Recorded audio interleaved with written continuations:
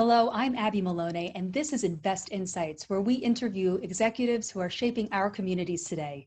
In today's episode, I speak with Seth Berger, the Managing Director of the Sixers Innovation Lab. Seth, how did the Sixers Innovation Lab adapt and respond to the challenges brought on by the pandemic?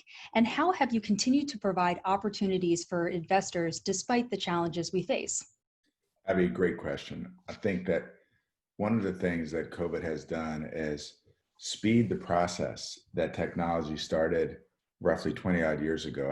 I remember Scott O'Neill and I started a business in 1999 called hoopstv.com.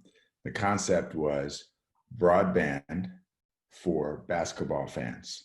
And while the idea was right, we were a little bit early in the market. I remember one of my business partners at N1, we were talking about how online buying had really just started. And we said, you know what? The speed of the change in technology, not just the speed of technology, but the speed of change, is going to change our world so quickly. And so the changes that have normally taken 10, 20, 30 years are now taking a year or two. So one of the things that I think COVID did is COVID sped that process up in a lot of good ways and in a lot of bad ways. And so there are people that are disenfranchised, out of jobs, whose jobs might not come back because COVID has sped this process where people are learning to do business with technology in so many different ways. For example, this Zoom alone, right? We would normally be in a studio having a face-to-face, but we've each saved an hour or 2 hours of our day from the travel so we get to be more productive. So I think the first thing we kind of looked at early on, quite frankly, with our companies, we're invested in 12 companies right now, was first is, are these companies going to survive? Do they have enough cash in the bank? Are their revenues going to be impacted? We have a company in the sports gambling space. How negatively impacted are they going to be? Do they have enough cash to make it? So first step was, are our companies going to survive? All of our companies' management teams did a great job of making really difficult decisions and seeing the situation logically and clearly for what was coming as opposed to what we hoped. Then the second question is, how can our companies thrive? So with more people going to be at home, more people going to be on Zooms, more people going to be on their phones than ever before, how do we take advantage of that and use it as a business opportunity? So two of our companies, specifically Hydrant, which is a company based out of New York in the hydration space, is exploding. You know, people are home. It's a healthy product. It helps them stay awake, stay healthy, manage their day better. And their online sales have gone through the roof. Another one of our companies, U.GG, is an esports company. They're a platform for the League of Legends. Their traffic has also gone through the roof because there are so many more kids staying at home.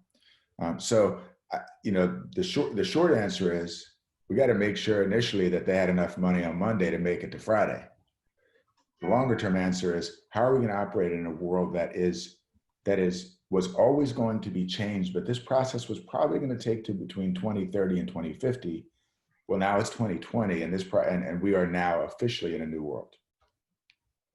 How is the Sixers Innovation Lab using its affiliation with the 76ers basketball team to help promote early stage companies? Actually, we have a Chinese wall between the basketball team and the Sixers Innovation Lab. We're an entirely independent entity of the team, and we, because of league rules, actually can't use the team to amplify what we're doing. So it is what it is, right? Despite the challenges of the current day, why is now a more important time than ever to have organizations like the Sixers Innovation Lab available for entrepreneurs? So I think there are a couple of things here. Josh Harris, David Blitzer, Scott O'Neill are leaders in our community in lots of different ways, in terms of our responses and leadership as it relates to diversity and inclusion, as it relates to entrepreneurship, as it relates to building up the community. There are so many resources that this ownership group has. In addition, Michael Rubin, great entrepreneur in the city of Philadelphia. This group has so many resources. And so one is, first of all, capital. We're investing in companies. We've just invested in two companies led by women who just graduated from Wharton School, literally right up the street. And so we've got capital. Second is they've got know-how and they've got resources to help these entrepreneurs grow their businesses really quickly. And they make themselves available to all of our companies whenever we invest. Seth, the Sixers Innovation Lab is a part of the 76ers corporate entity. And obviously the 76ers is a Philadelphia-based basketball team, but the lab itself is based in the city of Camden, New Jersey. Why was that decision made? What are the benefits of being in Camden? Sixers decided to move to Camden. I think there were so many positive things that came of it. First of all, the space, our office space is beautiful.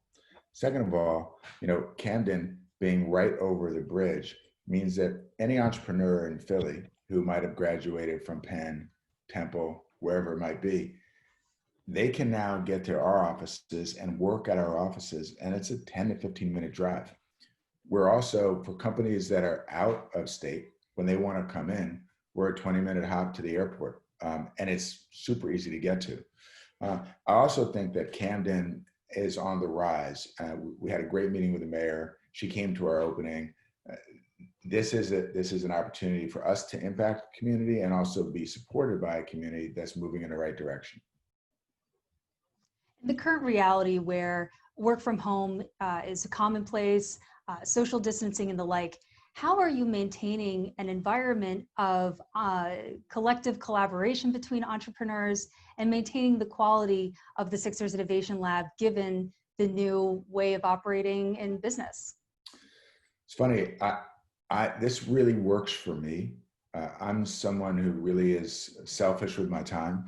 When we have meetings, there has to be a great reason for a meeting to go longer than 30 minutes. So one of the benefits that I think COVID has forced on people, on entrepreneurs specifically, is for every meeting, have an objective. Come into the meeting knowing what you're supposed to accomplish because you have limited time. People are actually working more hours, but being more productive. My partner in the Sixers Innovation Lab, Brian Truitt, is amazing at making sure that if we have 6 Zooms in a 3-hour period, that we look back at those 6 Zooms and say, we got A, B, and C done. We knew what we were going to do going into those meetings, as opposed to, the social interaction that used to happen that I think we will get back to because people want social interaction. People want a real life. That's gone now. So this is, hi, how are you? Great to see you. Let's get to it. If you haven't thought before the meeting about what let's get to it means, then you're just going to waste time. So I think one of the benefits of this is, hey, we're maximizing our time by being more intentional with how we're using it. I really love looking at entrepreneurs. I think that they have just a unique way of approaching business and are always so quick and nimble to adapt and solve problems. And especially in an economic downturn, they play a very particular role to get in and move quickly where big corporations, quite frankly, just can't. What have these last number of months taught you about resilience?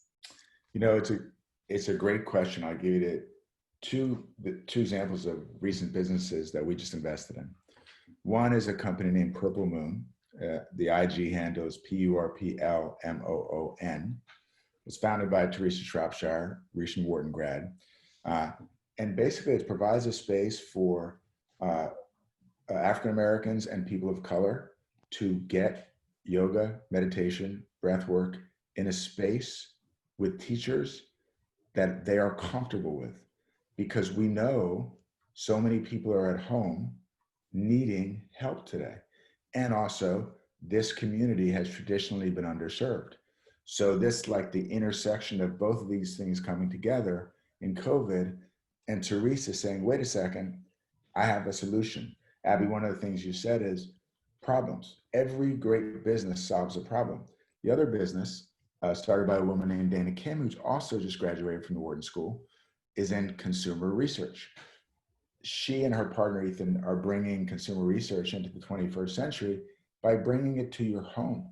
So you no longer have to go out, and they basically have, again, created an intersection of technology with the consumer research to basically make this process easier for the consumers and for the companies. These are two people, right, who are in their 20s, super bright, and they said, wait a second, what do I know? And how can I use my knowledge to solve a problem? And then all of a sudden, this huge opportunity shows up because of COVID, that these problems that existed become bigger and they need people to solve them. So those are two examples of, I think, where each of them could have come to, they're finishing up at the Wharton School in February and March, and each of them could have been like, wow, this is not how I thought I'd be graduating. I thought I'd be graduating with a cush job, making a ton of money, and this really sucks, as opposed to, hey, wait a second, how can I be resilient? How can I see this as an opportunity and take advantage of it to make a difference? And each of them have done so.